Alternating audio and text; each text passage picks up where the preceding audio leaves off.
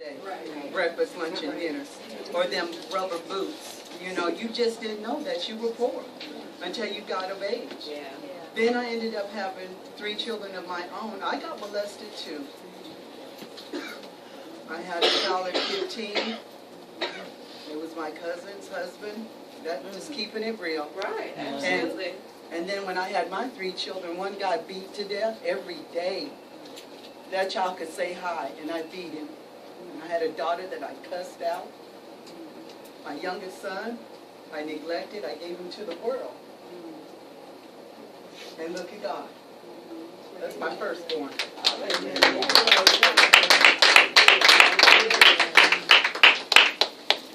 As being a single mother and in the streets, you're worried about yourself, even though you know you have 3 people that looks up to you. My children ate apples 30 days straight because my world was more important.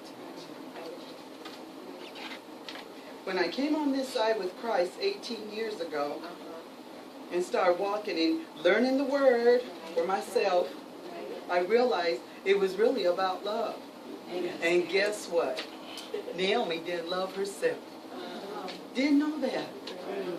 I would treat you nice, That's right. but my children caught hell. Yeah. Right. Because I didn't love me. That's or right. who the gifts that God gave me. Yeah. Didn't realize that until I came on this side. Amen. So when they become adults, you deal with that heavily. Right. So now we're doing it on a one-to-one, day-to-day relationship now.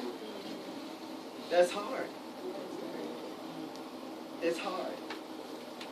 But in spite of that, in the giving, when I got to know and love Naomi, I had to look in the mirror, and I was thinking of somebody in the church that, Naomi, you're beautiful. You is fantastic. You are who God has made you. I had to do that to myself. You're beautiful. You're fine. You a foxy lady. Yes. I had to say that to myself before I could go to my adult children and actually really tell them, I love you. I had to get that in me first That's right. before I could show the love to them. You have to do us first. When I did that, I got it. Yes. I got it.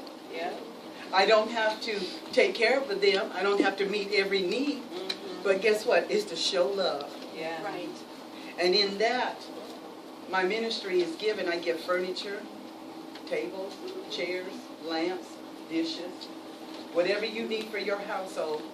I furnish a whole household for you. If you need a bed, I got it. I know what it's like to, I know what it's like to want. But He provides the needs. Amen. He provides the needs in our lives to help others. So even like the scripture says, it's more blessed to give than to receive. I don't ask nothing in return. I don't want nothing in return because I want to glorify Him. He's going to get the reward. I'm going to get the reward from Him. I don't want a reward from my sister. I don't want a reward from my first lady. Right. I want the reward to come to Him. And that's what it says. You know, in Matthew 25 and 35, it says, when I was hungry, you fed me. When I was thirsty, you gave me something to drink. When I was naked, you clothed me. That's what I do. I give clothes away, too. I give 6-inch heels away because they're given to me. And these are brand new shoes. I still got them in the storage, clothes, you know. And then on the other thing, Matthew 5 and Matthew 6 and 4, it says, so that whatever you do in secret, your Father who sees in secret will reward you. That's what I want my reward. I can't let my left hand know what my right hand is doing. Right. Like last night, even though we were having our women's tea and table talk last night, we had some people out there that needed some blankets. I gave them comforters. They needed something to sleep on. And when I seen that, the individual wrapped it around and said, ooh, this is nice and warm. My heart just overjoyed. And in that, I was ministering. They didn't even know that I had that type of life. They didn't know I used to be homeless too. I said, I've been there with 3 kids because I was thinking about me. But when you forget about yourself and concentrate on Him, you'll know what the need is because the discernment of God will show you what they need. She said, you know, I need $50. I didn't sense that in my spirit, but I sensed to give her something to keep her warm last night. Amen. That's what I sensed in my spirit, you know.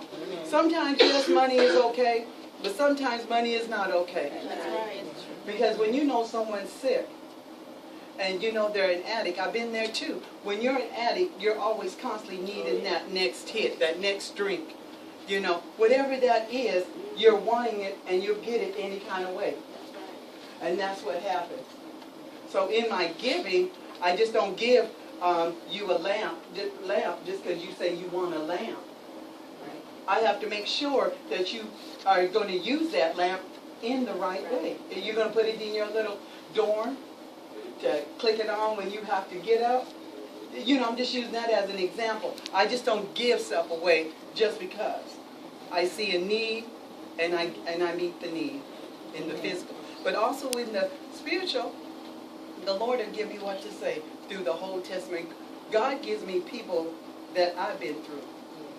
I know what it's like to be a single mother and an addict. That's all I meet. I see mothers that have lost children. I've been there. I've lost a child. I know how you feel. If you haven't been there, you can't say, I know how you feel. But when they hear your story, you don't even look like you used to be homeless. You don't look like you used to be a mean mother and don't look like you used to steal from people or whatever the case may be. But God will put you with people just like you. And the testimony is what's going to transform them to want to get to Him. And that's what we're doing. That's what I'm doing in the giving, in the natural. Because if you take care of the natural in their needs, God will take care of them in the spiritual.